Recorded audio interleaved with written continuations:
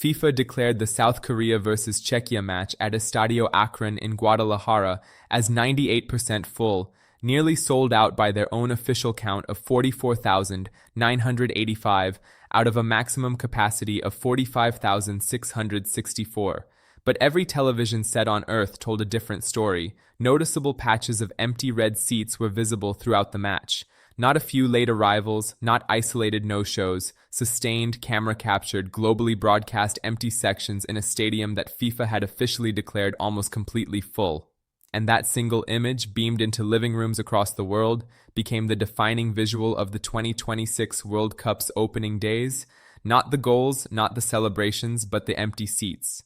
To understand why this happened, you first need to understand how FIFA counts attendance, because this is where the entire debate begins. FIFA does not count bodies in seats. FIFA counts allocated tickets. An allocated ticket is a ticket that has been assigned to a buyer, distributed to a partner, transferred to a corporate holder, or handed out as part of a hospitality package. It does not matter whether that person walked through the turnstile.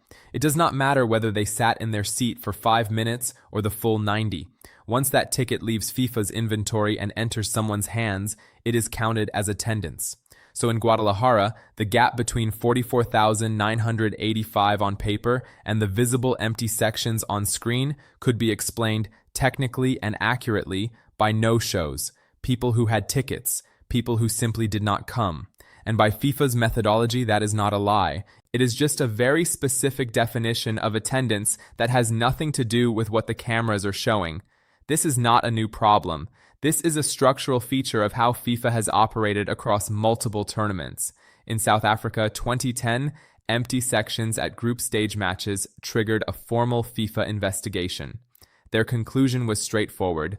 Corporate ticket holders, government allocations, and overseas fans who had purchased tickets simply did not show up.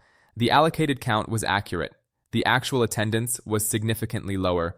Both things were true at the same time. In Russia 2018, the Egypt vs Uruguay match at Yekaterinburg Arena showed an official attendance of 27,015 in a stadium with a capacity of 33,061.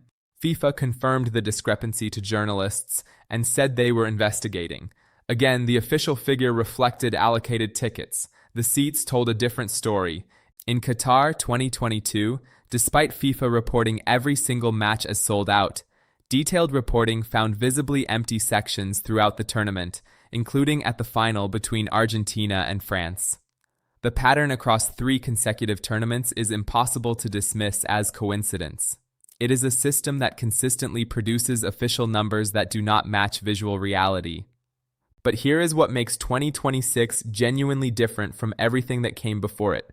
At previous tournaments, the gap between allocated tickets and actual attendance was primarily a logistics problem. People wanted to be there. Travel arrangements fell through. Corporate holders couldn't make the journey. The underlying demand existed. It just didn't always translate into physical presence. At this World Cup, the question being asked is fundamentally more serious. It is not just why ticket holders didn't show up. It is whether those tickets were ever allocated to people who had any realistic intention of coming in the first place. Between October 2025 and April 2026, FIFA raised ticket prices for more than 90 of the 104 matches by an average of 34%. These were not modest adjustments. These were significant increases applied to a tournament already priced at the upper limit of what most international football fans could consider.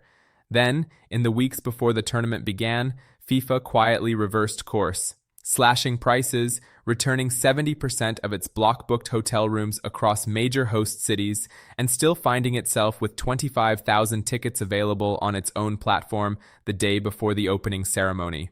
For certain matches, available inventory remained in the thousands right up to kickoff. The demand that FIFA had described as 10 times any previous edition was, in practice, not showing up in the numbers that mattered most: seats filled, hotels booked, tickets redeemed. In Guadalajara specifically, the economics were brutal. Lower bowl seats cost $500. Upper-tier sideline seats cost $400. The match featured South Korea and Czechia, 2 nations without large established traveling supporter cultures, playing in a city that requires significant travel effort and expense to reach from either country. At those prices for that match in that location, a meaningful no-show rate was not a surprise. It was a predictable outcome of a pricing model that prioritized revenue extraction over actual attendance. The tickets were allocated, the people were not there, and the premium sections, the VIP areas, the corporate hospitality zones, the most expensive parts of the stadium, sat visibly empty because the organizations that received those tickets as part of commercial arrangements with FIFA had made a simple calculation. A group stage match between South Korea and Czechia in Guadalajara was not worth the effort of sending someone. Now contrast that with what happened at the other 3 matches in the tournament's opening days, because the picture there is more complex and far more encouraging. Mexico versus South Africa at the Azteca drew 80,824, and the visual evidence matched the number completely. The stadium was full in every sense of the word. The noise was extraordinary. The atmosphere was everything that historic ground has delivered across its entire history. This was the World Cup as it was advertised and promised. Canada versus Bosnia and Herzegovina at BMO Field in Toronto produced scenes that were genuinely emotional. Canada's first ever World Cup match on home soil, the first men's World Cup match ever played on Canadian territory. The lower bowl filled with orange-clad supporters who had been waiting for this moment since Canada's last World Cup appearance in Mexico in 1986. Reporters in attendance described the noise as unlike anything previously heard at a Canadian sporting event. The United States versus Paraguay at SoFi Stadium in Los Angeles drew 68,576 in a venue with a World Cup capacity of 69,000. And the atmosphere reflected a fan base that has been growing authentically for 30 years and which treated this match with the seriousness and excitement it deserved. The pattern across all 4 matches is clear, and it tells you almost everything you need to know about the structural reality of this tournament.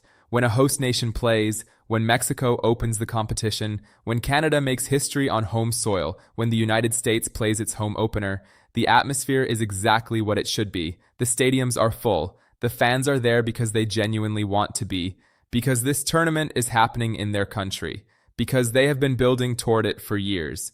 But when 2 nations without significant North American diaspora communities play in a mid-sized venue in a city that requires considerable travel and expense to reach at ticket prices that would stretch the budget of even committed international supporters, the gap between allocated tickets and bodies in seats becomes impossible to hide, and FIFA's response is to declare it 98% full and hope the cameras tell a different story. They didn't. There is one more dimension to this that deserves to be stated plainly. At SoFi Stadium in Los Angeles, Unite Here, Local 11, the union representing 2,000 workers who staffed the venue for the United States opener, had voted to authorize a strike in the days before the match. No strike was ultimately called. The match was staffed. 68,000 fans were served. But the workers who made that possible still did not have a finalized contract.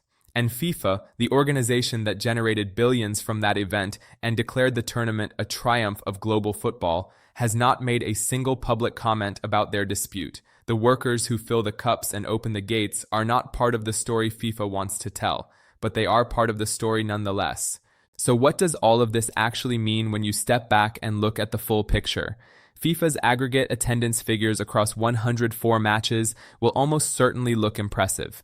The genuinely packed host nation games, and there will be many of them, will absorb the Guadalajara empty sections within a larger total that presents the tournament as broadly well attended.